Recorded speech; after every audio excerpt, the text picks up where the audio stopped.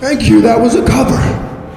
Hello, everybody. I'm John. I'm Justin. And this is Gore Goblins. Goblins, the show where we talk about some of our favorite horror movies Or some we haven't seen before. and some we don't like too, I guess. Yeah. I fucked up. I've been fucking up the intro. You know what? It's our rhythm. You We know got what? this. We got this. I'm gonna fuck It's up all the intro good. every time. It's part of the charm. the charm of it. What do we watch today, Justin? We watched The Green Room, a movie I'd never fucking heard of ever in my life until now. Yeah, it's a movie, all right. What did you think of Green Room, Justin? It was fine. I enjoyed it. It was kind of a slow burn at the beginning, and I was like, "What's gonna happen?" And then as it unfolded, I was like, "Okay, I can get behind this. This is good." I like the tension the movie brought.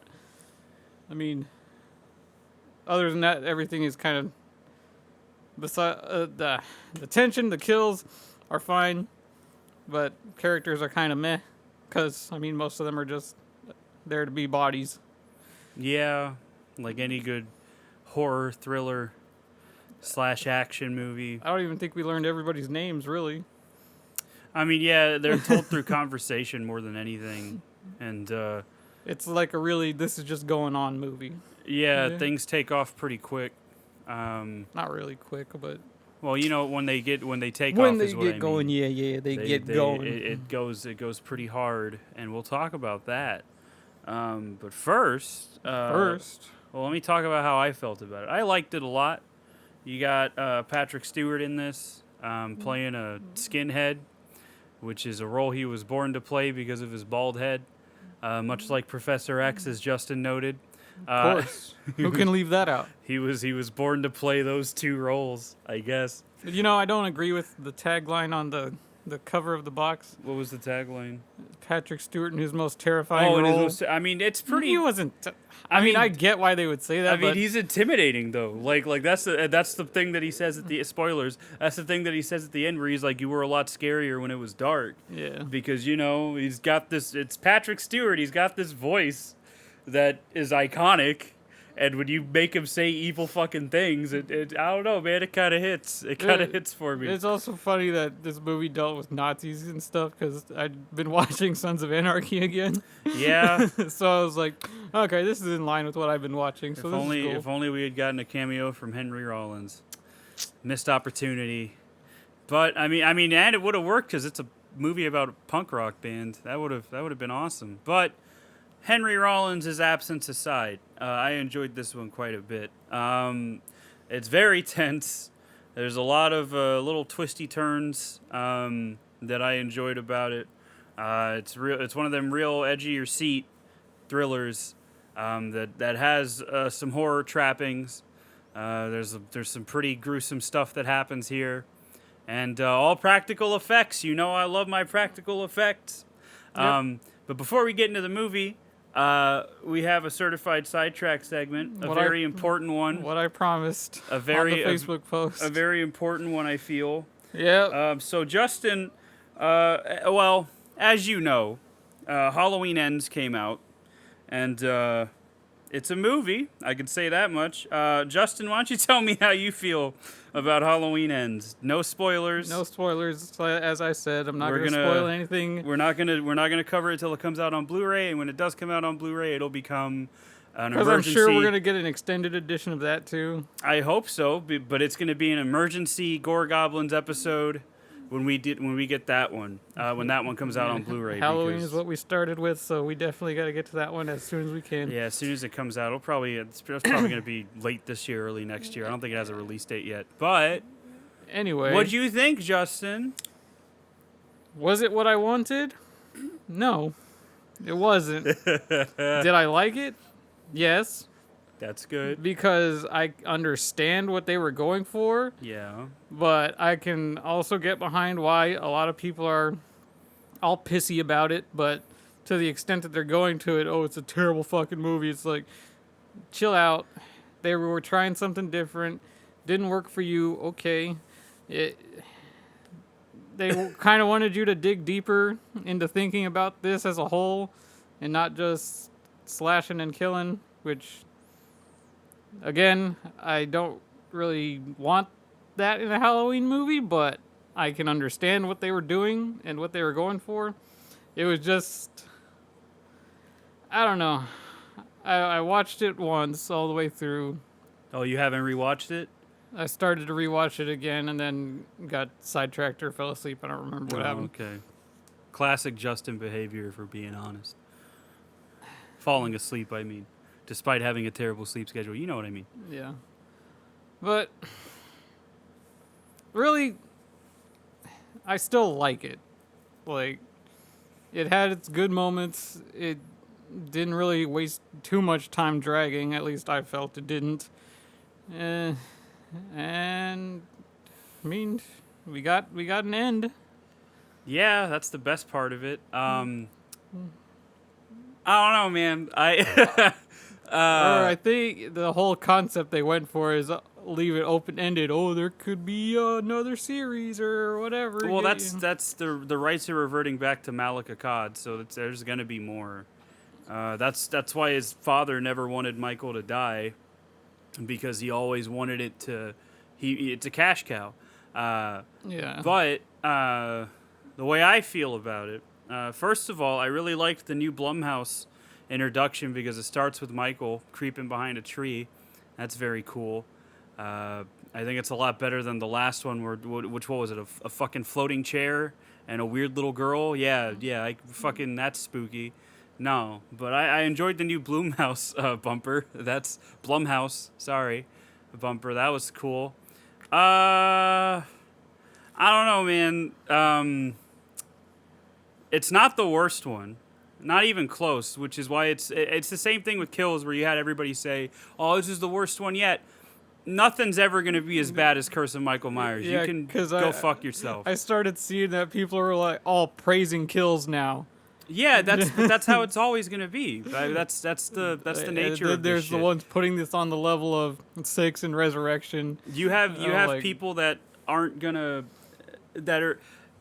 I mean, it did make me reevaluate Kills, but I can't get into that. A lot of the stuff I have to say about this movie I can't get into because it's all spoilers. And by the time it comes out on Blu-ray and we rewatch it for this, I might, it might change. But I mean, what I can say now is that, it tried something new, and that's always something I'm like an advocate for, do something different. I mean, that's what I talked about with the zombie movies, with the Rob Zombie films, because, they did something different. But I think the difference there is that was completely removed, except for in name only, from the Carpenter original, whereas this one is tied to that Carpenter original, very explicitly tied to that Carpenter original. So my feelings are going to be different going into this than it was going into the Rob Zombie movies, because, John Carpenter's Halloween is like my second favorite horror movie behind The Thing. Like it's like a sacred cow for me, like, in all honesty. And I felt that 2018 and Kills were both worthy additions to that movie. And it's not that this one isn't. It's just that it's very odd. That's the if I could describe it with one word, it would be odd. And I mean, there's stuff I didn't hate it, but I also didn't love it. And I feel like the stuff that it tries, it would have been better if it had more room to flesh out, because I feel like it didn't feel rushed, but it felt like it needed room to kind of breathe, and it didn't really have that, unfortunately. But I mean, everything that I feel about it, I can't really talk about without going into spoilers. So just keep an ear out for that fucking episode when it comes out. But I mean, I can say that the more I think about it, I like it a little less, just because there's a lot of stuff that doesn't really like track with the rules that I feel that they established with the last two. And I don't know. Like I said, I might just appreciate it as just a fun, campy, bonzo fucking movie later on down the line. But the more I think about it, the more I'm kind of like, But I mean, I'm gonna give it some room to breathe. I'm It's gonna like let it. Season of the Witch syndrome. Yeah, but Season of the Witch had Michael in it for like literally 1 second on an ad in an ad for John Carpenter in a meta joke about John Carpenter's Halloween.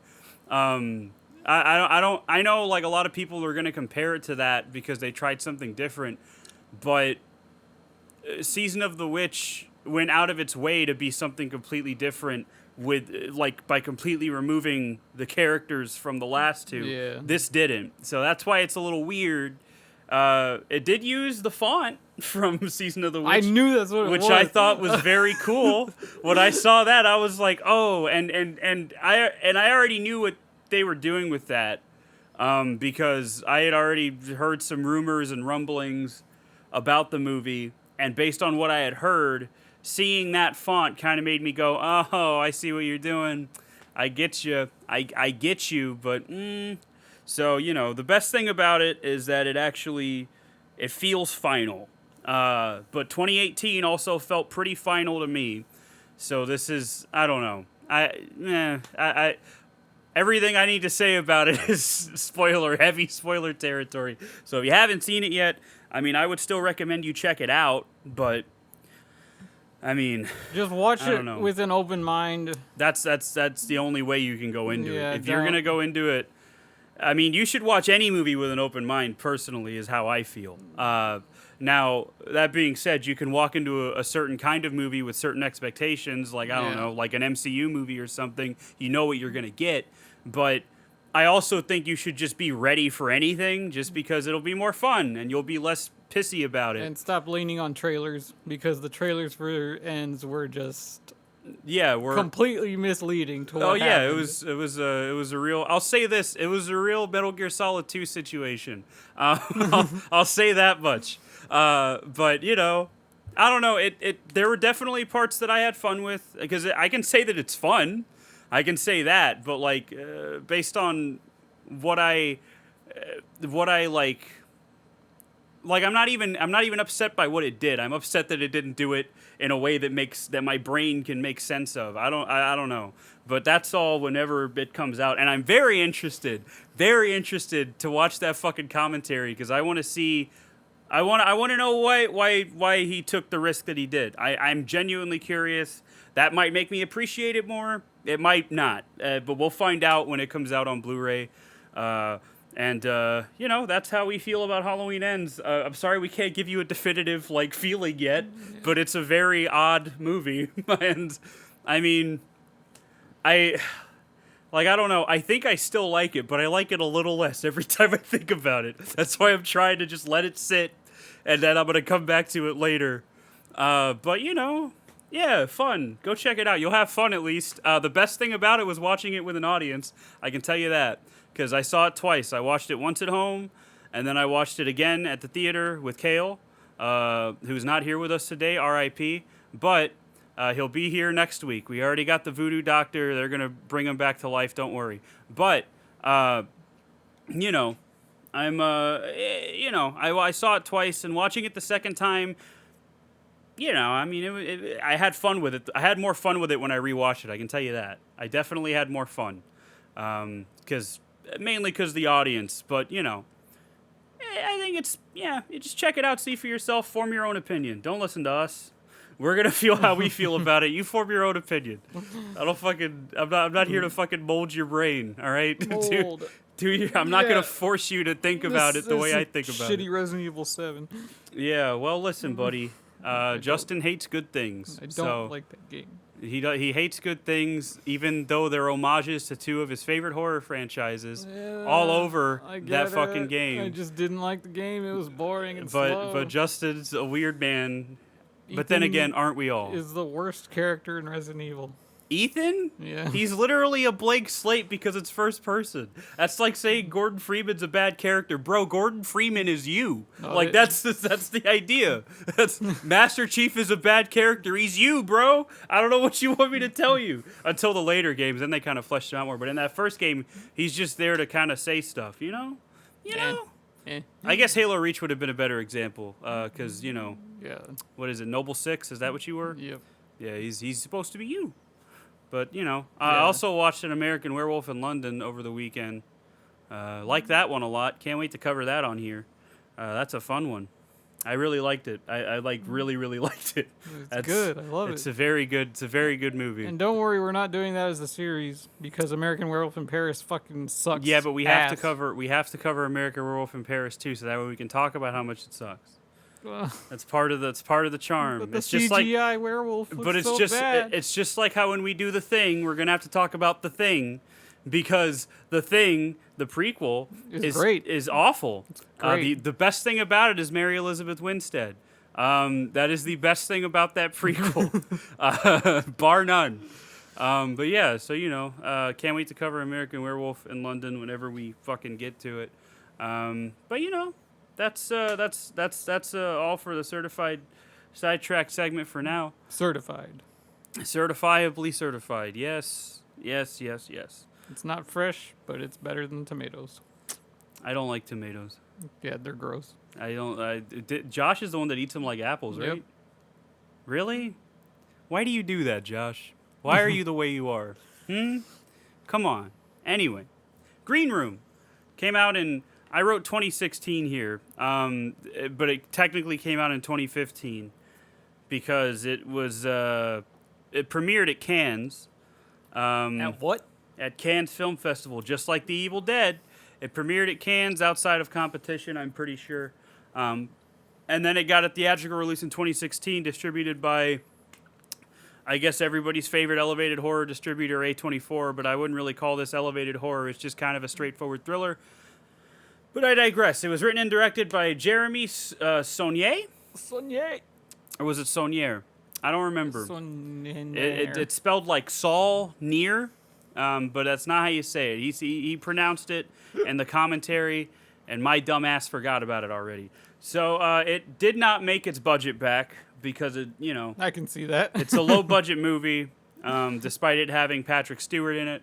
But it made $3.8 out of a $5 million budget, which isn't terrible. But I don't think it didn't make its budget back. Is my point. But the reason that happened is because it got a very limited release at first, and then when it got its wide release, it was only in 777 theaters across the country. So, not the widest of releases, but, that didn't stop it from being critically acclaimed. Critically. Because our always on the point friends at Rotten Tomatoes gave it a 90%. On the point, my ass. And and they said, the consensus states, Green Room delivers unapologetic genre thrills with uncommon intelligence and powerfully acted elan. I don't know what that word means. That doesn't matter. They just are trying to sound fancy. Of course they are. It's Rotten Tomatoes. Fucking pretentious. That's Rotten reviewers. Tomatoes, Get the baby. Fuck out of here. That's Rotten. I remember when I used to base how I felt about movies on Rotten Tomatoes. Then I grew up. Anyway, fucking my interface decided to be silly, be a little goofy. You know how it is. Don't worry, we'll fix it. Yeah, I already technically. This is. The last thing I said before I did this was anyway, so this is going to be a little jarring. But you know what? I don't care. So, I don't remember what I was talking about. We were talking about the behind the scenes stuff. Yeah, for the Green behind Room. the scenes stuff is all pretty much going to be while we're talking about the movie itself, because most of it relates to the plot. Because all that they really had was all they really had on the DVD was the commentary. But I might be able to find some other stuff that I wrote down. Might.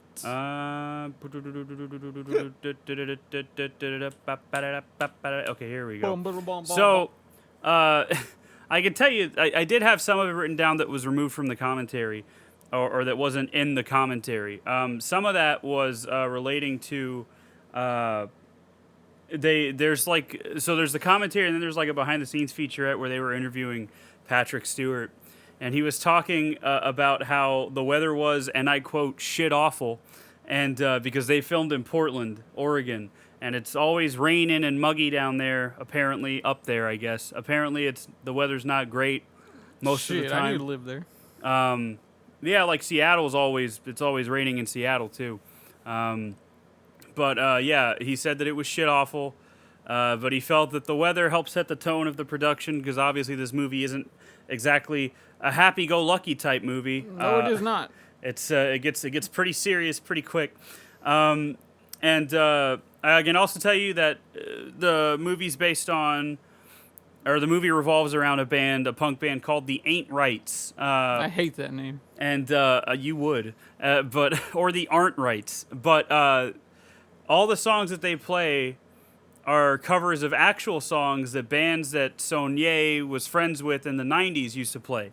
So Sonye was a frontman of a hardcore punk band back in the day, in the 80s and 90s. So a lot of the stuff in this movie is based on stuff that, like, he knew about the culture and everything. You know what I mean? Yeah. Because, like I said, it revolves around skinheads, which, unfortunately, are a part of punk rock culture. So, you know, that's one thing. But also, Sonye made a point, or Sonier, I think it's Sonier. It's Jeremy. I'm gonna fucking call him. Is his name Jeremy? I'm gonna call him fucking Jeremy. Fuck it. Jeremy, the director, said that he didn't want the film to be labeled as sadistic, in quotes. But I feel like people are gonna call it that anyway because you know how people are. I mean, But he said he wanted to make a point that all the violence, apart from the initial incident, had like a point behind it.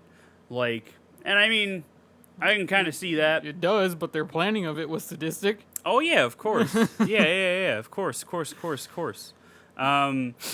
But Jeremy also purposefully opted to not have any music in the film from white nationalist bands because he didn't want to compensate them in any way because, well, they're Nazis. So, you know, you don't compensate Nazis. That's something you don't do.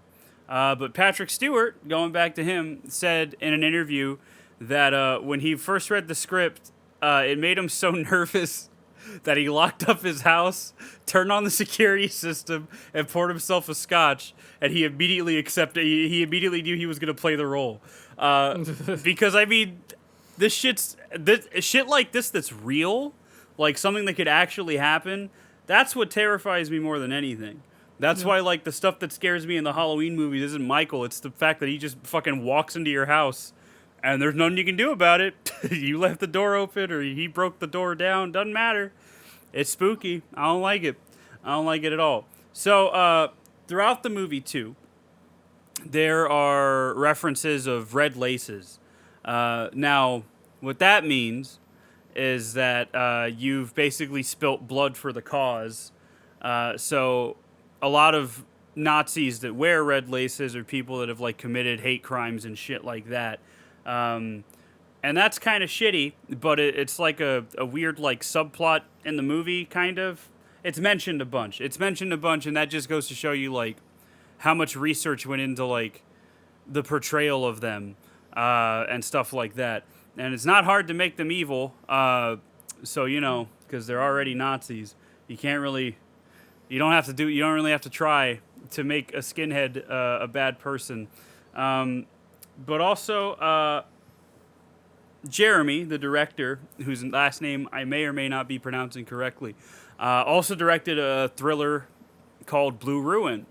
And, you know, that was kind of like a sleeper hit at the time when it came out. I haven't seen it. I've heard good things about it. I'll probably give it a watch soon enough. But he decided to make this movie when he did because he felt like people would figure out he was a fraud if he didn't make anything that he felt was of the same quality afterwards. And also, he knew that as he kind of got more recognition as a director, he wouldn't be able to take a chance and make something fucking crazy like this. You know what I mean? Yeah.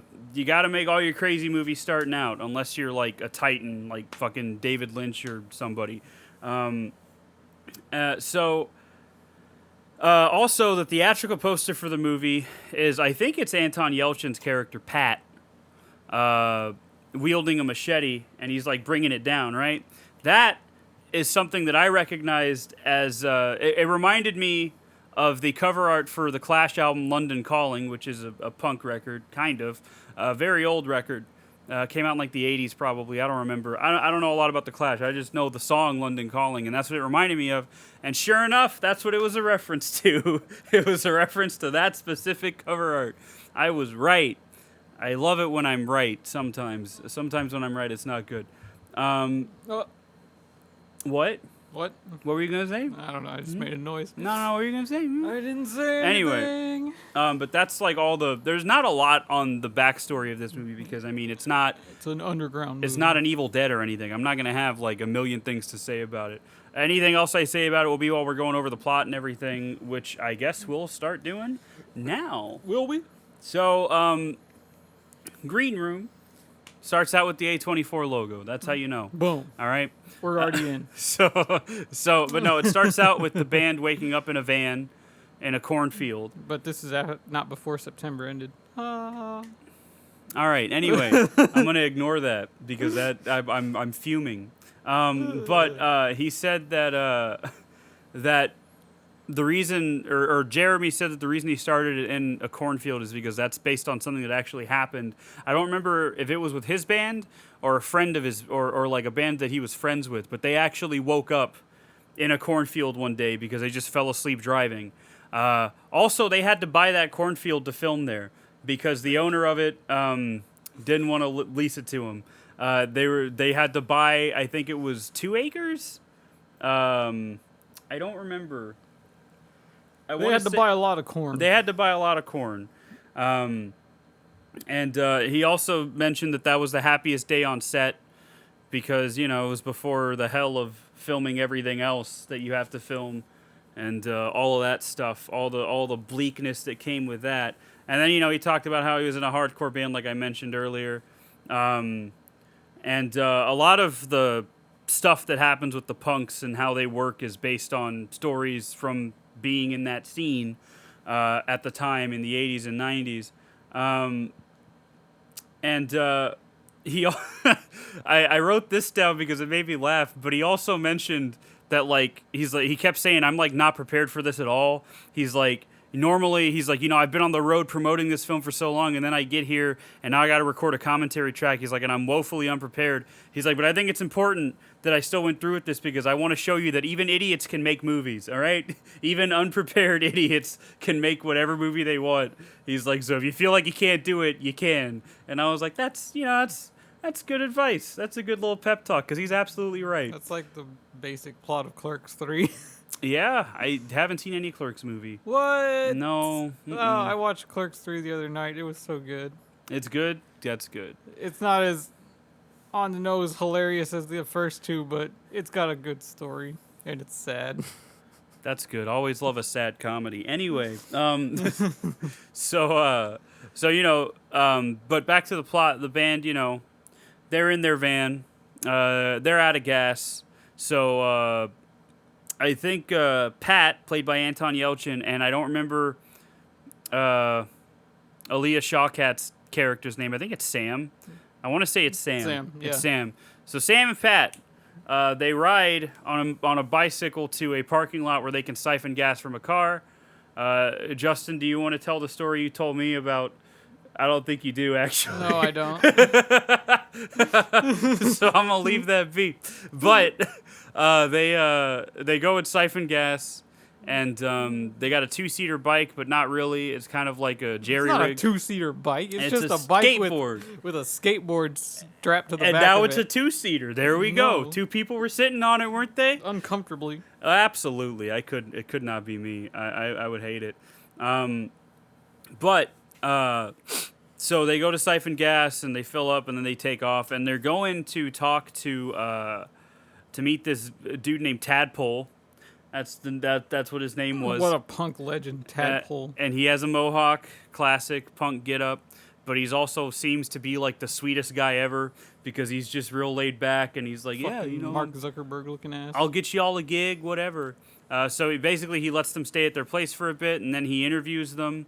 Because he thinks he can be a successful podcaster like us. Yeah, because we're totally successful with our less than 20 views per episode in a given week. That's YouTube standards, not Hey, not that's the rest that's of the world. Buzzsprout standards too, baby. Hey, those 20 people are dedicated. Yeah, God bless you all. You're gonna be OGs. You're ride or dies, you know. And I'm glad you're here, sincerely. But yeah, he thinks he can be. He's got like some radio show that they kicked him out of or something because I don't know. He's a punk rocker, but he's asking because these his last gig involved a lot of vomit and and a lot fecal of matter. feces. Yeah. His words. I mean, that's a punk show for you. When I saw No Moss, they were throwing up. That's weird. That's sometimes you got to bleed for your music. Like G.G. Allen, that's what he did.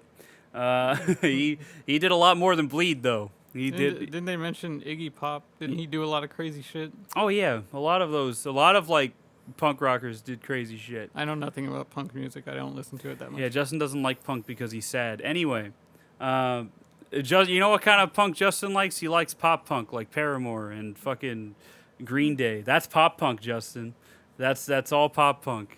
And you know, nothing wrong with liking it, but you know, I like Misfits and shit, and I like the Ramones, and you know, all the classics, Black Flag, all that shit. I like songs here and there.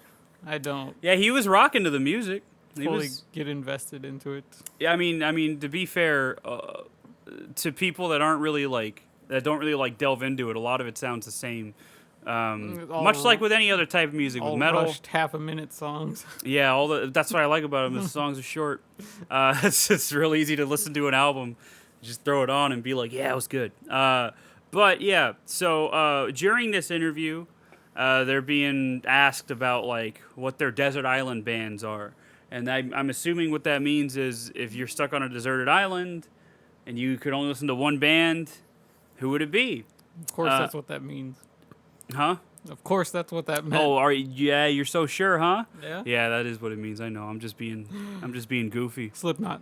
I already knew you were gonna say that as you wear your motionless and white T-shirt. Get out of here. Get out of my room. Get out of my room. Nah. All right? Don't do that. I'm just kidding. Yeah, I knew he was gonna say Slipknot. I'd have to think about it because I have no idea who I would say at all.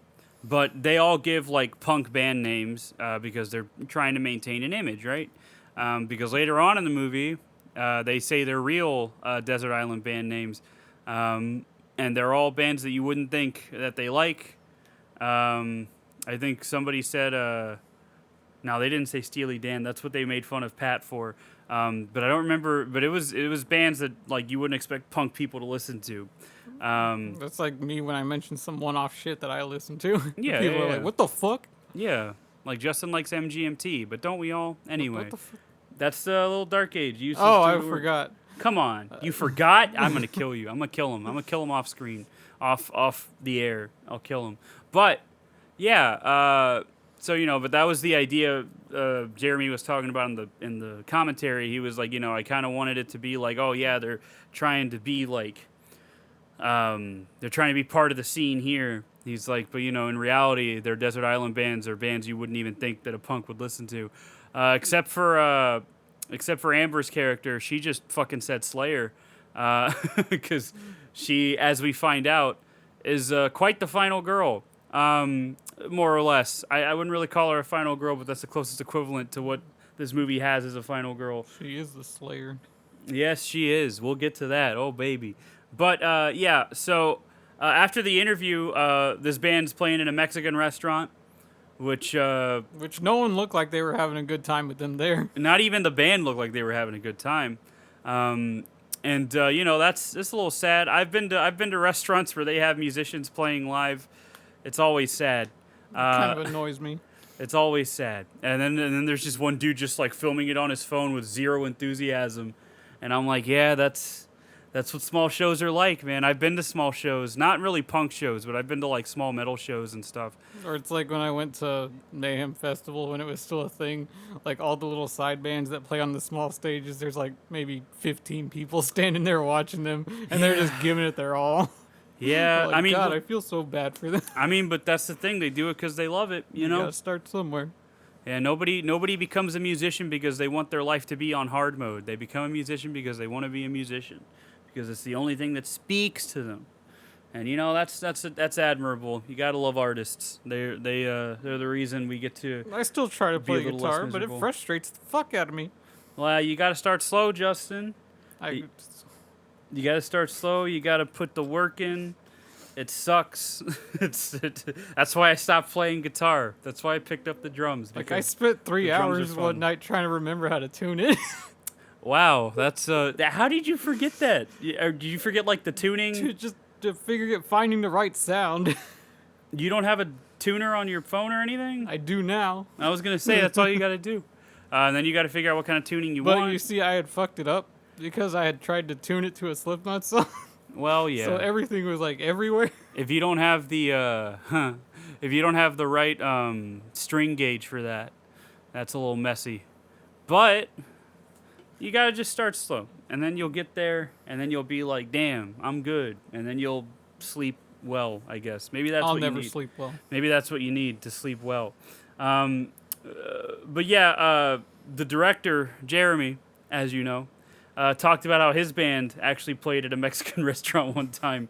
Because, punk's a very moneyless scene. It's all about fuck the establishment type shit, Like, that's something that they kind of talk about when they're talking about how, yeah, we don't have any social media. He's like, because it's not the same. You got to be there. And that I can agree with to an extent, because live music is very good. I don't get me wrong, I love listening to records and shit, but, like, seeing a band live, nothing like it. Nothing like it. Nothing like seeing a death metal band live and feeling that bass in your chest and seeing the guy scream in your face and throw up on stage. Nothing like it. Nothing like it. So awesome. I love it. Anyway, all the music in the film that's performed by the band was actually played by them. So Is that why they were not the best actors? I guess. No, they were all actors before they were musicians. Oh. You just don't like people, Justin. That's all. I thought the acting was fine. Anyway. I mean, they did seem like normal people, so. Yeah, that's the point. Yeah. They sold what they were going for. Yeah. So, but they were actually playing the songs. Obviously, they were playing it to, like, a recording, but, like, they were still playing the songs. Like the director, I think the actors were talking about how, like, the director told them, like, hey, I need you... Here's a list of songs. Learn all of these by next week. So they just hunkered down and learned all of them, and that's what they play in the movie. In a whopping 2 scenes, they play live music. But I mean, it's still cool to see. Yeah. And the dedication does not go unnoticed. And like I mentioned while we were watching, I just could not get Scott Pilgrim out of my head. The entire movie. I don't know why. It's because you're a silly boy, Justin. It just reminded me of it. For Why some though? reason. I You don't know why? I Like, don't you know. can't give me any reason why it reminded I you of guess Scott just the Pilgrim? music scenes and what everything looked like, but Oh my god. And then Yeah, you- because this movie was very colorful, as you know, just like Scott Pilgrim. I mean, it had the color Well, of blood well, and hungry dogs. yeah, We'll get there. yeah. So, the band ends up being told that they have an opportunity to play another gig. Little do they know that this gig is at a venue for skinheads. And they don't really know that until they get there. And they get there, and they're greeted by Daniel, who's played by Mark Webber, who is the lead singer of the Sex Bombs from Scott Pilgrim. He looks very different without hair, and with all the Nazi tattoos and stuff, But he's there, and you see a band in the background whose name is Cowcatcher, and they're also Nazis, and they go inside. Now that band is responsible for the inciting incident of the film, and the director initially didn't want to have them revealed like that, but it was a studio note that they wanted the band to be introduced in some way before the inciting incident. So he just threw them in the background. So you can see like Worm and whoever the fuck else is in that band in the background at that first scene when they get there. Then they see that they misspelled their name. They're the Ain't Rights, not the Aren't Rights. So they go inside and they go into the titular green room. The green room, where they're going to be green, like us, for the rest of the movie. Not really, though. So they're in the green room. and they're getting ready. Sam plugs her phone in, and they kind of realize where they are at this point because there's a bunch of Nazi slogans and white pride shit everywhere, and Pat is just like, "Hey, I got a crazy idea." So they go on stage, and the first song they play is Nazi Punk's "Fuck Off," which is hilarious to me. The balls that you have to walk into a Nazi establishment and then play Nazi Punk's "Fuck Off." Gotta respect it. And of course, the audience is less than enthused about it because they're all skinheads and racists. And you see some happenings in the crowd. We see, I think the girl's name was Emma or Emily, the one that gets, Emily. what was it? I think it's Emily. I think it's Emily too. You see I don't Emily, remember. Amber, Worm, and then whoever else is in Cowcatcher. And you also see Gabe, who is another guy. He was also in Blue Ruin. I have to mention this. He was in Blue Ruin, and he's the director's best friend. And he didn't initially want him to be in this movie because he couldn't picture him as a skinhead, but he was adamant that he could do it. So he went and got all the fake tattoos and shit. And when he went to the tattoo artist to ask for them, the guy was like, "I'm not making you those stencils." And he's like, "No, it's for a movie. Like, I'm not an actual fucking skinhead. It's for a movie." So then they did all that. He auditioned and he got the part. And so the director was like, "Yeah, my best buddy didn't just get the role handed to him. He had to work for it, and he put in the work. So I gave him the role." And I think he's good in that role. Actually, I like his character because he's a little more sympathetic, for as sympathetic as a Nazi can be. But Jeremy also mentions in the commentary that he wanted to kind of point out that a lot of people that get into that kind of lifestyle are disenfranchised, and that just like, the punk kids that are in this terrible situation, these Nazis are just kids too that have been, taken in by this fucking asshole played by Patrick Stewart, who's only looking out for his interests. He could give a shit about who dies. It's all about him. Mm-hmm. So his point is that both of these people are being treated the same, but in different ways, Yep. And that's pretty neat, I think. It adds a little extra layer to it, But anyway, they play Nazi Punk's "Fuck Off," and then they play the rest of the rest of their gig, and then they get paid, and they're about to leave, and Sam's like, "Oh fuck, I forgot my phone because it's on the charger," and then Pat was like, "I'll go get it." So then Pat goes in the green room, and he just sees a dead body With a knife in her head. the knife in her head, and right in the temple, and so Pat's like immediately like, "Well, I'm gonna call 911," which honestly, I don't know how I would have reacted in that situation. Not my first move. My first move probably would have been like, "I didn't see anything. Bye. Bye. I'm not getting out of here." The last thing I want to do is fuck with Nazis in a place that is crawling with Nazis. That's Right. the last fucking thing I'd want to do is call the cops. Getting on the phone and calling Sons of Anarchy. Yeah, just call Jax. Call Jax and Clay and all of them. Yeah, they'll do something. They're dead. At that now, but yeah. Spoilers for Sons of Anarchy, I guess. If you didn't watch it 5 years ago, spoilers for that. But, yeah, so he tries to call the cops, and Everyone freaks out. everybody freaks out. Big Justin, who's a big man named Justin.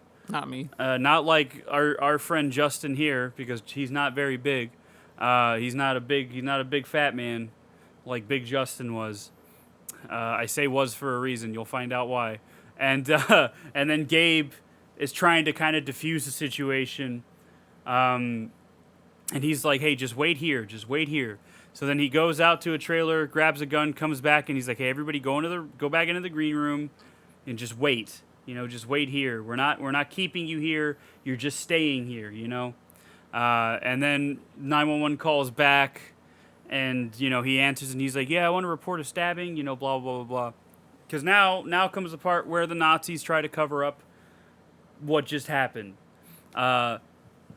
So it's at this point that I think Pat says, "Well, maybe she's not even dead. Like, maybe she's There's not even any blood. There's not even any blood." And then fucking Worm man that he is, grabs the fucking knife and drags the body a little bit at first, and then just pulls the knife out. There it is. Much to Big Justin's, condemnation.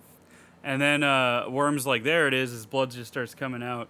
And I'm like, man, that's rough. That's No fucks given. that's a rough one. He's a bad person. And that particular scene was inspired by the director seeing a prison documentary where a dude got shanked in the head in a prison courtyard and dragged by it. So like he said a lot of this movie was me just getting images out of my head. He's like, because I don't like that they're in there. And yeah, so also I want to mention now that a lot of the stunts in the movie were done without any traditional stunt rigs, so it was all just kind of like down and dirty how they used to make them. There was no like elaborate shit going on when it came to like when Reese has Big Justin in the arm thing. In the Arm bar. Arm bar. There we go. I don't watch UFC. So then, what happens next, Justin? I'm blanking a little bit. You tell me. Show me you paid attention. This is when they start the whole planning process of how they're gonna cover up all this shit. Yeah. I think they what's his name, Gabe, right? Yeah, Gabe. He Yes. goes out and starts talking, getting more money and all that shit, and finding people. He says that he needs 2 true believers to help set up the stabbing thing because the police are on their way. Yeah. So they got no choice but to report a stabbing. So they get these 2 younger kids. That are twins. Were they twins? They're twins. Yes. I thought they just looked alike because they were both shaved heads. Anyways, so they instruct these 2 kids like, okay, you're gonna stab him, and he's like, wouldn't be the first time. He's like, God damn, kid. Brothers. That's just how they are, man. I've never stabbed my brother. Not yet. Anyway, continue. So the one brother stabs the other. Twice. And then he takes it like it's nothing, which is good on him, I guess. Yeah. The cops show up. They surrender immediately. Play all nonchalant and all that. Then I think this is when Darcy shows up. Patrick Stewart's character. Yes. So this is when he shows up. Main man shows up and starts giving all his orders about what to do and everything. He tries to go talk the band into coming out of the room, but they're all like, "Nah, this is all weird." Yeah, because he's like, "Where are the cops? Where are the cops?" Oh, they already came and went. He's like, "That's what concerns us." Yeah. And he's like, I just want to remove the gun from the equation. That's all I want to do, is just remove the gun from the equation. That's it. And they're just like, well, we got Big Justin over here holding them hostage, and Darcy says something along the lines of like, listen, I'm just the owner of this establishment, so I come here, and all of a sudden there's this outside group that's locked up in my green room. Maybe they have a hostage, maybe they don't, but is that not a reason for me to with an unregistered intervene? weapon? Yeah, with an unregistered. He's pointing out that the weapon they have is unregistered because it was a gun that Big Justin had that was using to kind of like keep them at bay, and he kept pointing out with an unregistered weapon. So who am I? Like, What do I do? This is just defending my property at this point. yeah, and I'm just like, man, this slick motherfucker, man. and that's the thing is he's just he's so like calculated, and that's something the director talked about. He wanted to make him very cold and he only loses his cool once. And that's when he slams Gabe's head against the wall because he thinks that Gabe kind of fucked everything up. And then Clark, I think it was Clark or Clint. I think it was Clark. Which if it's Clark, that's funny. I heard cluck. Cluck? I think it's Clark then. Which if it is Clark, that's funny because that's the same name as the dude that keeps the dogs in the thing. And I think that's a funny little reference there if that's his name. Let me verify this. Because I'm gonna be upset if I don't verify it. Fucking Worm, what a name! Imagine being named Worm. Yeah, Clark, which is the same name as the dog person from The Thing, the dude that had all those dogs, those poor huskies.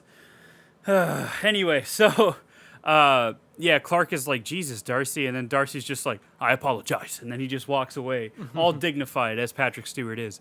But then, during this scene where they're talking about the gun, he's like, well, we'll take your gun for a phone. And previous to this, Darcy had already gone out and gotten other men to come help him with the situation. And I think it's at this point where Patrick Stewart says pig fuck, because he wants to get this pig fuck of a situation done or whatever. And the director said, and I quote, sometimes you want to hear Patrick Stewart say pig fuck, and I did, so I wrote it in there. And I think that's the power you hold as a writer and director. So I'm gonna keep that in mind if I ever write and direct a film and I can get an established actor in. I'm gonna make him say the most heinous shit, and there's nothing he can do because I'm paying him. But anyway, so they're doing this like negotiation thing, and Pat is very hesitant, but Darcy gets like, you have 30 seconds to respond. He's like, because I have every right to just come in and kill all of you with all of our weapons. He's like, so How do we know they have guns? And then what's her name? Amber. They have guns. She knows. Yeah, she knows because she's part of that, or she's not a Nazi, but she's like in that group. But anyway, so he's like, all right, Darcy, step back, and then Darcy's like, okay, and then he initially tries to come and grab the gun, and Pat's like, no, I'm gonna throw it to you, and then Amber's looking under this busted vent at the bottom of the door to the green room, and she looks over and sees red laces, and she's like, no, don't, they're gonna fucking whatever. They're gonna kill us. So then they immediately charge Pat, and he starts screaming. He starts yelling. He starts having a bad time. Big Justin tries to wriggle away from his armbar, but to no avail because Reese breaks his fucking arm. Yep. And, R.I.P. to that. And then Pat is able to get pulled back into the room, and his arm is just completely fucked. Cut it is his shit. Like his hand is just dangling from his wrist. Like it's rough, and it's a very good practical effect. It looks very fucking realistic.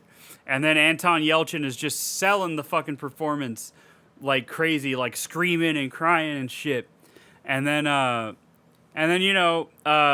Big Justin tries to get away again, so Reese decides to knock him out with a chokehold, and he's like, tell me when he's out, and Sam's like, he's out, and then he wakes back up like 5 seconds later, because in reality that's how it is. The director talked about how he's seen fights like that. And you're not just out. You wake up like 5 seconds later once you get that air back. And he's like, so he's like, I wanted to kind of make this different from a typical action thriller where everything goes the way in the hero's favor. He's like, I wanted to kind of go against that. Very punk rock of him, if you ask me. But then Reese decides to just choke him to kill him. And I think Sam says something like, how do we know for sure when he's dead? So then fucking Amber takes a fucking box cutter from that they had previously taken from Big Justin when they made him empty his pockets. And the director also talked about this, how he wanted to make the characters make real decisions that people would make, as if people that were making decisions based on what they'd seen in movies. So like, your first instinct is going to be, well, get all your shit out of your pockets, and that's what they did with Big Justin. Down to being like, well, I know that's not it. You have a phone, and then he breaks it and throws it, all that shit. But one of the things he threw out was a pocket knife, or a box cutter, sorry. And Amber takes his fucking box cutter and just guts him, like just fucking rips him open. That's fucking crazy. Again, practical effect, love it, and it's not easy to watch. Just watch this man get fucking gutted like a fish. And he's dead. And Darcy decides to regroup and figure out what he's going to do. So sometime around this point, they discover that there's a heroin lab under the green room. And Because Mr. Green Hair thought he saw sunlight through the floor. yeah, because there's a point where the breaker. So like, there's a show going on, a punk show, and in order to get everybody to leave so they can deal with the situation, they trip the breaker earlier in the movie, and while the breaker's tripped, Tiger, who's the lead singer of That's The his Ain't name, Rights, I forgot. notices light and he thinks it's daylight. It's not. But they bust it open and it's a heroin thing, and they figure out very quickly that they don't want to kill us because of we saw the body. They want to kill us because they don't want anything near their moneymaker. So, they start hatching a plan while Darcy's hatching his plan. And Darcy's basically making it be like, all right, well, we're going to, like, he gives them ground rules on to not shoot them, to make it look like they were attacked by dogs or cut up. He's like, do stuff like that. We have to make it, because I think the end goal is to make it seem like they trespassed onto somebody's private property where they had attack dogs. So, they start hatching their plan, which is so that's what Darcy's plan is. The Ain't Rights plan is basically just, well, we got to do something. We can't just stay in here. We got to go out. And while Tiger's rolling duct tape on fucking Pat's wounded arm, which is disgusting, that's going to hurt to get taken off. An unbelievable amount of pain. Oh my God, I can't even fucking imagine how much that's going to hurt. But while they're doing that, Pat starts telling this story about paintball and about how, they got paired up with, like, having to go up against, like, Iraqi veterans in a paintball match, and how they were getting pieced up, basically. Now they were getting destroyed because these guys knew, like, actual military maneuvers. And just before he finishes telling the story, Reese is like, look, we got to go. We got to do something now. Like, we can't wait around any longer. So, Story's irrelevant. Yeah, the story's irrelevant, right? So, they get Pat on his feet. Sam grabs one of those halogen bulbs and breaks it, a la Michael Myers in Halloween Kills. And they all say they're desert island bands at this point. They're true ones. And Pat still can't think of one. And what was her name? The blonde one? Amber? Amber says Slayer because, she's just built like that. And She's seen some shit. I guess she just wants to hear the same song over and over again for all eternity on a deserted island. But they open the door, and Sam is like, "Watch out!" And then she just throws the fucking bulb against the wall, which stupid. I mean, Which is dumb, because if there was others on the other side that she wanted to hit, screaming "Watch out" would make them move. Yeah. And Sam's not the brightest. I don't know how far a halogen bulb would have gone, given what's about to happen. So they walk out, and meanwhile we've been introduced to Clark's dogfighting dogs, there's a scene earlier where Darcy asks him, like, have they eaten yet, and then he's like, well, no, it doesn't matter, they're professionals, He's like, they're gonna attack what I want them to attack. And this Nazi motherfucker has his commands in German because he's just that hardcore, I guess. So they're walking through the venue on the way out, and Clark walks in with his dog, and he just says, "Faust, Faust," and the dog jumps right on Tiger because he doesn't know what to do. And he just starts going into him. Rips his throat out. His throat wide open. Again, practical effects really make it, I think, because it's a lot more effective. If this was a shitty CG neck, it would be a lot less effective. Yeah. Meanwhile, Reese finds a window to get out of, and as soon as he steps out, Just stabbed. Whole gang of skinheads just fucking cut him up and kill him. And then Amber gets attacked by the dog until she's able to put a feedback mic on the monitor of the venue, or create feedback with a mic on a monitor at the venue. And so, The dog runs away, and Clark walks off because all he had was the dog. And so the thing about this is they had like a very elaborate dog puppet for that scene, but it's only in one shot. All the other shots of the dog attacking Amber's leg are done with an actual, movie dog, and then somebody lightly tapping it with a mic stand to try to and then editing did all the work there. So then they go back into the green room for a little bit. Sam grabs a fire extinguisher, tries to open one door out, and a dude tries to stab her with a machete, and she just hoses him with the extinguisher. And then they all retreat back to the green room for a bit, and so what happens now is Darcy sends in Daniel, who is the cousin of Tadpole, who is also the boyfriend of Emma, the woman that was murdered at the beginning, and they send him and another skinhead in there. I think his name was like Johnny or some shit. I don't know. And they send him in there, and they walk in, and he's like, "Where's Emma?" And Amber's like, "Well, Worm did it," and then he's like, "Nah," like he couldn't believe it, because they're brothers or whatever, right? That's just how it is sometimes. That's just how the cookie be crumbling. And so he realizes in that moment that he was already going to defect anyway. And Darcy, meanwhile, while this is all happening, Darcy goes to his car and opens his trunk and finds all of his bags packed and shit.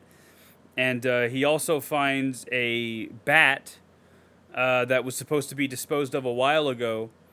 And he decides that he's going to use that in the cover-up, basically. So Daniel and Sam and Pat and Amber all decide to take a chance. Get the fuck out. And they walk back outside, and Daniel's walking them through what they're going to do. And mid-conversation, he just gets a face full of fucking buckshot. It made me jump because I did not expect it. Yeah, he gets taken out real quick. You think he's going to be the hero, and boom, he's out. Pop. And they kill the guy that killed him. I think Pat finally grows some balls. Yeah, Pat kills him with a machete in his neck. Classic Jason kill, And Classic. And so they decide that they're just going to run out and see what happens. And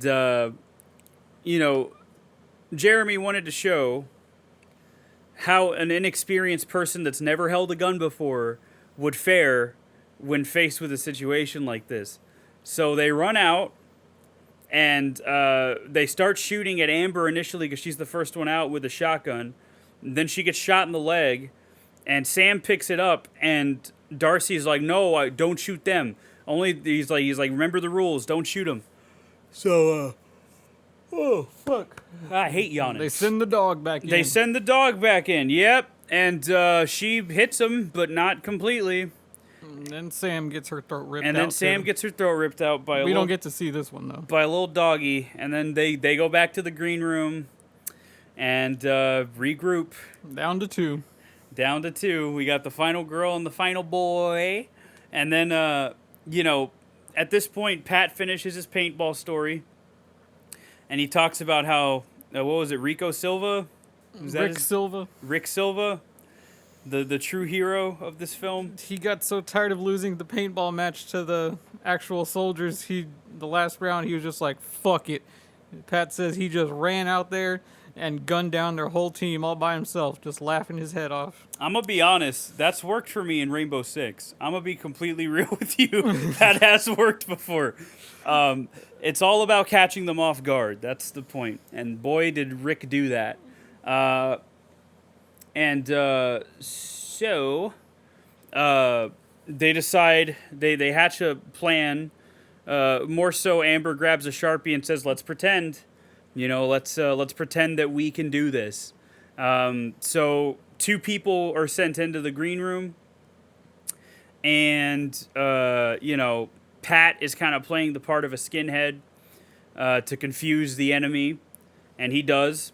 and then he jumps down into the heroin room and goes to hide while making a bunch of noise. Like he's fighting somebody. Yes, and then one of the guys goes down with the shotgun. He's got 3 shots in that shotgun. He goes down. The other guy stays up, and Amber, sneaky little Amber, sneaks out from under the couch cushions and slits the dude's throat with the box cutter.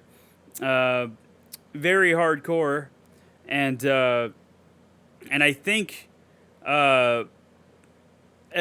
that's when does he shoot that first bullet at her? I don't think he does. Yeah, he does. He does? Okay. And then he shoots because he sees her cut his friend's neck, and he shoots at her.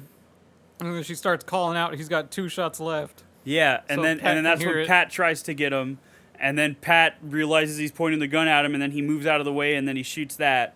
And then the last shot is she uses the fire extinguisher to make it seem like she's coming down, and then she first uses the other skinhead's legs, and he's like, "Nice try," and then Amber's like, "Go fuck yourself," which was great. And then she does it again. She does that before he shoots his second shot. He shoots his second shot at Pat, and then she uses Emma's legs as a decoy, and he shoots his last shot on that. And then a scuffle ensues between Pat and the skinhead, because the skinhead goes to pick up another gun, realizes he doesn't have the magazine for it, and then Pat is trying to load his shotgun, and right before he can get the shot off, old boy moves the gun, shoots it into the wall or whatever, and then Amber comes down, and in a really cool shot that I like a lot, you see like the POV, you see it focuses on the magazine, then she picks up the gun, she puts the magazine in the gun, and then she puts the gun up to the skinhead's head and shoots him 2 times, like in the neck and in the back of the head, and then he's out. He is out. He is down for the count. He is dead. And then they're like, all right, well. He's dead. Yeah. And then they get out, and when they get back upstairs, they see Gabe, who has been left behind to clean up. And he's even been given red laces. And when he's offered the red laces, he's like, I don't really want these, you know. Like, you can tell that he kind of just doesn't want to be a part of this anymore. He's done. He just does not want to be a part of this, because he's seen Darcy for who he is, as somebody that's just trying to protect his own best interests. And he just doesn't want to be a part of it. So they see Gabe, and Gabe's just like, look, I just want to go to jail. He's like, I'll take you to the residence. That's where they all went. He's like, and I'll go call the cops or something. So, earlier too, those 2 guys that came in had come in with the dog, but they do more feedback on a different PA system to make the dog run away. And the dog just goes for a long walk. That's what he does. Yep. The dog was also given adrenaline because he's dying because he got shot. So they lead Gabe out of the club and into the woods up to the residence. And Gabe's like, all right, the residence over there. I'm going to go over here to this little community and call the cops. So, and he's like, I promise I'm going to do it. He's like, I don't want to be a part of this, you know. So then he goes his way and they go their way. And they eventually get to the residence, where they find just how they're trying to cover it up. They're trying to make it seem like these punks came and tried to siphon gas from Darcy, and then the dogs killed them. And that's just how they were found. And they were going to call the authorities and make it look like one big cover-up. But then Amber and Pat show up, and they catch him in the act.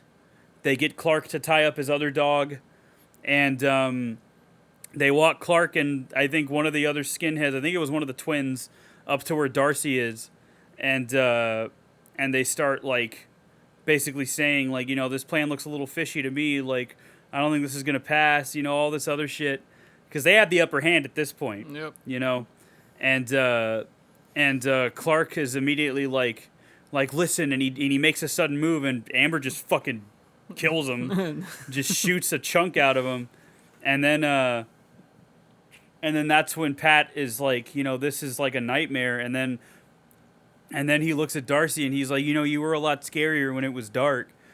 So then Darcy, I'm assuming in a move of honor, turns around and pulls out a gun, like he's gonna try to get a better position to shoot. and they immediately go after him. Well, first the other skinhead tries to rush Amber. Amber gets him in the chest, and then they both start shooting at Darcy, and they get him. They get him in the legs and cripple him. He turns around to try to shoot. He gets a shot off, but not before Pat gets him in the head and kills Darcy. Boom. And then that's the end of Darcy. Patrick Stewart's down for the count. 3, 2, 1, KO, baby. And then we get a nice shot of Amber and Pat, and they're just sitting there hanging out. The dog still enjoying his walk. The dog still be enjoying his walk. We see that Gabe gets to the community and says, hey, we need the cops.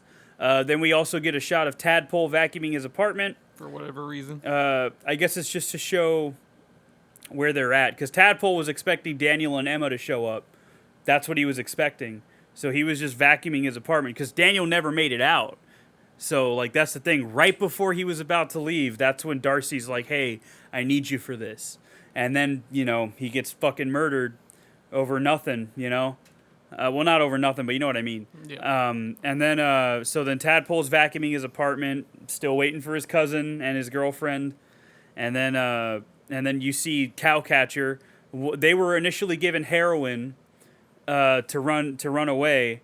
And Darcy had also mentioned earlier in the movie that he was going to probably not have them be a staple anymore. He said, because I'm tired of their, like, habits. You know, because they're druggies and they fucking, you know, kill people unprovoked. And so one of them is OD'd on heroin and Worm's just sitting there fucking eating cereal, you know, and that's just where they're at. And the director's like, and there's Worm. He's like, who knows what he's up to now? And he said, but I'd like to think he gets what's coming to him, though. He's like, I'd like to think that he gets his comeuppance at some point. He probably does. Oh, absolutely. Somebody like that, shit, you don't live forever. And so then Amber and Pat are sitting there. The dog comes walking, and he just kind of like very sadly sits next to his dead owner. And He's a dog. He doesn't know. And yeah, and Jeremy was like, yeah. He's like, I know. I kind of wanted to show that like pit bulls are made the way they are because they're taught that way. He's like, just like the people that Darcy took under his wing. They're taught to hate. He's like, just like these pit bulls are taught to hate. He's like, yeah, pit bulls, you know, attack more people. He's like, but he's like, it's how you raise them. He's like, that's the important part. Yep. So he wanted to have a nice moment of the dog who's probably going to die with his owner. And then Pat is like, I finally know what my desert island band is. And Amber's just like, why don't you tell somebody who gives a shit? Credits. And then CCR plays. And I'd like to think that that's who his desert island band is Creedence Clearwater Revival. Now, I don't know who my desert band would be, or desert island band would be. The director said it was Black Sabbath, which, you know, that's fair. Sabbath. No, it's not, because you get multiple things with that one. yeah, that was a point that was made earlier in the movie, yeah, where Reese is like, if I say Black Sabbath, do I get Dio and Ozzy? And he's like, well, there's no caveats, just who would you pick? And honestly, I don't know who I would pick. I really don't. I'd have to like sit and think about it for a second because there's a lot of bands that I like really like, but I don't know what band I could live without. You know what I mean?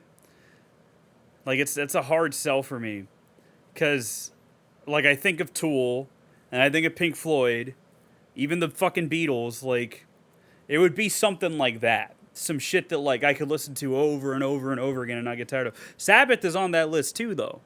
You know, so it's tough. But even Slipknot's got like 2 of my favorite albums ever, you know. But that's it. You know, so I mean, I don't know. I know yours is Slipknot. Is there any other band that it might be, Justin?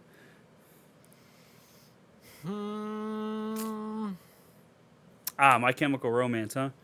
No. Oh, I thought I was right. See, I'm not always right. I really only listened to one full album. Turns out I ain't right. Anyway, what? That's my job. Yeah, well, I took it from you. Fuck you. Anyway, what'd you say? You've only listened to what? I've only listened to one full album by My Chemical Romance. Oh, really? Yeah. No. But yeah, so outside of Slipknot, is Slipknot really the only one? That I could stand to listen to forever on an island? Yeah.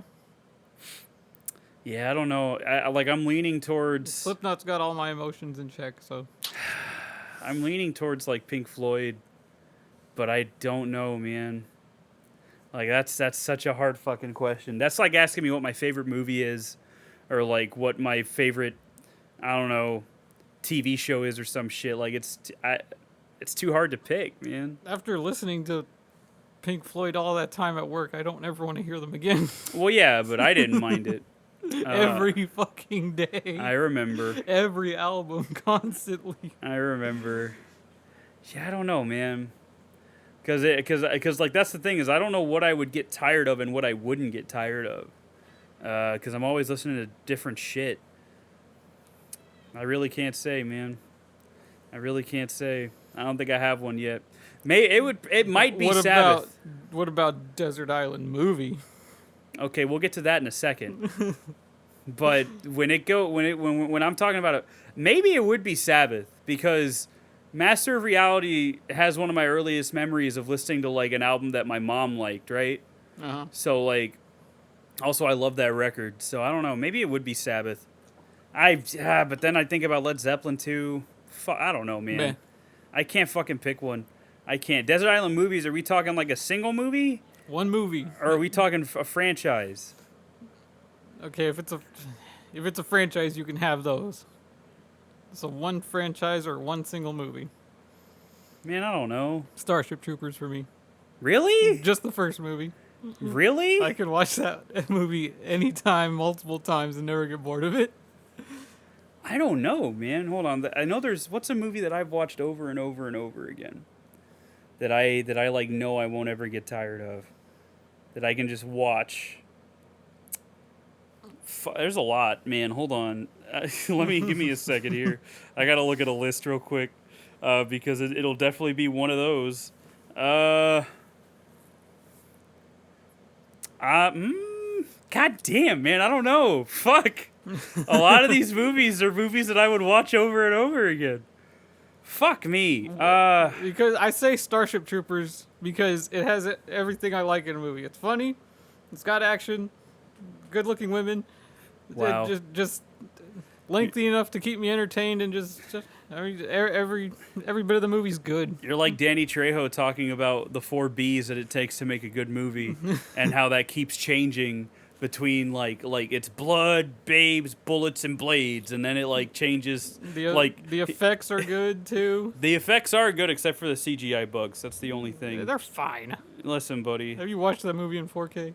No, I don't have it in 4K yet. I do. I think a Steelbook's coming out next month, so I might grab it when that comes out. I want it. I think because I haven't seen it on Blu-ray.com yet. I honestly don't know, man. It would probably be like as far as a rewatchable goes. The Thing is up there. 12 Angry Men is up there. The Prestige, Dread, fucking Blade Runner 2049, I guess, but that one might be a little too long. Fucking No Country for Old Men. Unforgiven, Spider-Man. Like I can't pick. Like it's very hard for me to pick. Like I honestly don't know. I'm kind of leaning towards Spider-Man just because like I can quote that movie up and down.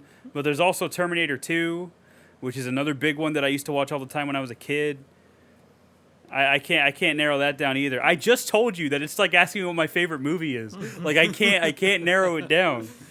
Like it's hard. It's hard for me to fucking figure that out because there's so much that I like. I don't know, man. It would probably be something like The Thing or Spider-Man. I think it would be one of those two. What about video game? I don't play a lot of games anymore. I'd have to think about that too. God, make everything different. What would it be for you? Fucking Destiny 2? Until the server shut down and then it's not there anymore? Honestly, yeah, probably. Oh my god. Oh my god. The servers are gonna shut down. What are you gonna do then, buddy? You just gonna stare at the fucking menu? At this point, what choice would I have? Every game that I like to play has a server connected to it.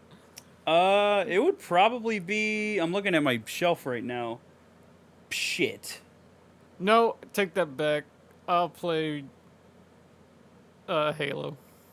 It'd probably be Resident Evil 4. That's the one I've played the most. Yeah, I've played that to death. I don't want to play it again. I feel like I could play that one over and over again and be fine. I don't with even it. know how many times I'll play the remake.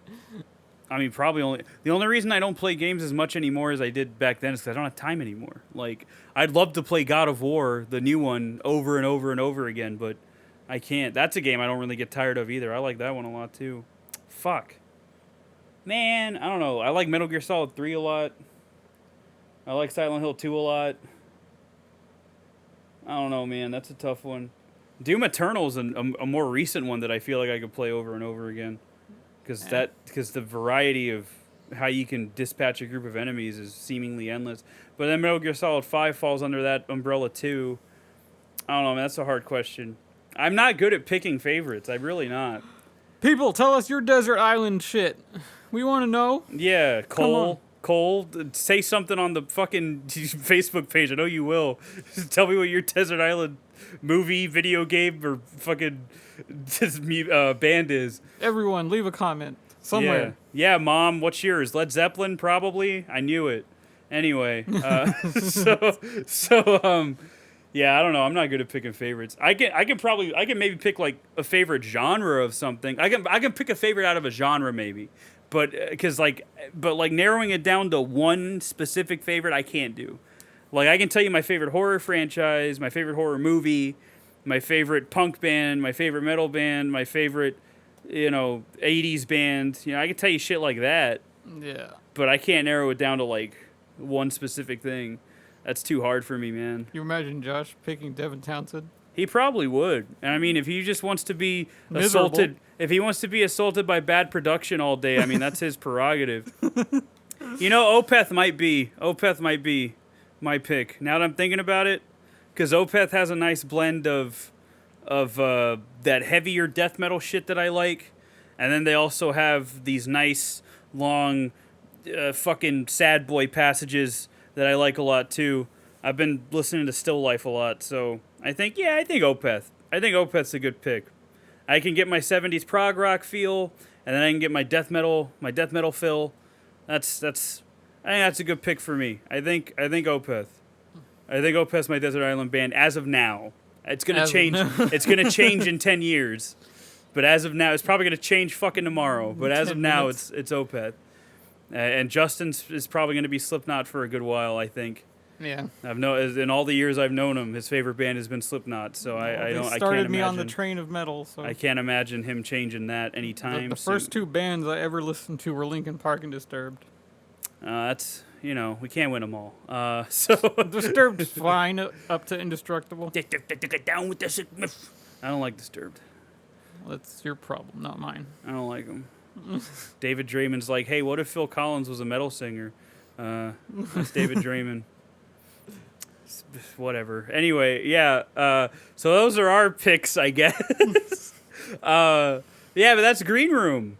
I liked it a lot. I thought it was a fun, tense little genre movie.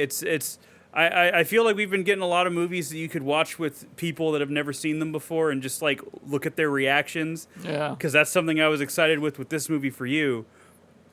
Especially when Mark Webber gets his face blown off. I was like, man, I can't wait to see how Justin reacts to that. And sure enough, he just went, Jesus! And I was like, yeah! I started laughing diabolically. I love it. But I feel like we've been getting a lot of movies like that, and this is one of those movies. I think it's ironically for how violent and bleak it is, I think it's pretty fun. Thrillers are fun. I don't know. It's a thriller that I can watch again. That's the thing. Because it's realistic. It's very grounded. It's very grounded. It's not over the top. Like, you don't have... I mean, you have people making stupid decisions, but it's not like in a slasher movie where you're like, wow, I wouldn't think like that in that situation. It's you see them fuck up in this movie, and you're like, yeah, that's probably what would happen to me. Like, that's the thing with this one. Yeah. Is it feels very much like, that'd be me. I'd fuck up. I've never shot a shotgun before. It'd probably go about that well, But yeah, it's tense. It's very tense, and I think it's very thrilling, and I think it's a great movie, and I'm excited to cover Evil Dead 2 next week. Oh, but I forgot to say, Justin, what are your final thoughts on Green Room now that we've kind of recounted the plot and everything? It's fine. I don't know if I'd watch it again, but It was good. It definitely was tense. All the acting was good, aside from my stupid comment that I made at the beginning. They all sold their realistic nature of what they were. Or who they were. And I didn't really find any flaws with it. I like seeing Patrick Stewart play an asshole. I'm not gonna lie. Yeah. I like watching like good actors play bad people. Like whenever we get to Grindhouse, I rewatched that over the weekend too. Whenever we get to Grindhouse, you're gonna see that with Kurt Russell in Death Proof. Grindhouse is a lot of fun, by the way. I cannot wait. I cannot wait to cover Grindhouse. That movie's so much fun. Fuck. Anyway, I think it's safe to say that I would recommend this. Yeah. If you like your tense little thrillers, especially ones that are made on a low budget but still, are very effective. I think it's going to be, I think it's already like a cult movie, like a cult classic, and I feel like it's only going to become more of one as time goes on, especially with the passing of Anton Yelchin, who died at the age of 27 in a freak accident. You know how he died, Justin? It was like a month after this came out in America. How'd he die? He was at his house, which had an inclined driveway, and he got out of his car, but he didn't put the parking brake on. Because he forgot to check the mail or something, or he was going to check the mail, but the mail was like, it was like the way he was positioned was he was in front of like this pillar, like this concrete pillar or like this rock pillar or something that the mailbox was in. So he was getting his mail, and the car rolled down and just pinned him against it and killed him. Jeez. A freak accident. Rest in peace, Anton Yelchin. He was in Terminator Salvation. That's the only thing I had known he was in before he died. I'm sure there's another. I think there was another one, but I can't remember it off the top of my head. But I remember he was in Terminator Salvation. Oh, he was in Star Trek. He was in the new Star Treks. And I like Star Trek. he was 27. It sucks, man. He's my age. He was my age. And it sucks. Because I thought he was pretty fucking good in this movie. But I think he played the role of an unwilling final boy very well. All the fear and everything. So rest in peace, Anton Yelchin. We'll always have you in this movie and the others. This is my favorite one-off movie so far. Of the one-off movies? Mm-hmm. What have we done? We've done High Tension, Us, Ice Cream Man, and what was the last one we did? I don't remember. Why am I blanking? Oh, the Crazies. It was the Crazies. Yeah. Yeah, no, this one's really good. I'm kind of inclined to agree, but I also really liked High Tension. So, I'm a little half and half there. Well, if High Tension's ending didn't fucking suck. All right, I get it. It's fine. It's fine. You can feel that way. I think it's fine. I think it works. But yeah, no. Green Room is definitely a good one to watch. This is one that I'm glad I own now, because I'll probably rewatch it at some point down the line. It's a nice it's a nice movie to add to the collection. So good movie to watch on a gloomy, rainy day like it is today. So two bloody green thumbs up, baby. Yeah. From us, the Gore Goblins. Next week we got Evil Dead 2. Kale will be resurrected. He'll be here. It'll be cool. It'll be fun. We'll talk about my favorite in the Evil Dead franchise, which is Evil Dead 2. Probably most people's favorite. And I can't wait. But until then, thanks for listening. Go subscribe on YouTube. Follow on Facebook. Leave us a comment. Follow on Facebook. Follow me on Twitter at Mustachio Cage. You know the deal. You know what it is. You know how it goes. Know the deal. We're not going to squeal. Just take that banana and have a peel. All right, I'm going to kill Justin immediately after we stop recording this. I just, from here on out, it's just going to be me. So, me and George, my cat. I'll come back as a ghost. No, he won't. Ghosts aren't real. Ghost Goblin. Ghost Goblin. That's a good one. I like that, actually. Ghost Goblin. That's a good one. Anyway, yeah. So, thanks for listening. We appreciate the 20 or so ride or dies that we have. Tell your friends. Tell your friends to listen to us ramble incoherently about a film's plot, like I tend to do in these. But yeah, tell your buddies. Even tell your enemies. Fuck it. Tell your enemies. Tell them that they suck and to listen to Gore Goblins. It's a form of torture. That would be the highest badge of honor is if the United States government, or any other government for that matter, takes our podcast and uses it as a way to torture people during interrogations. That's a badge of honor right there. I would be so happy to Nothing learn that. compared to Noriega. Yeah, I would be so happy if that happened to me.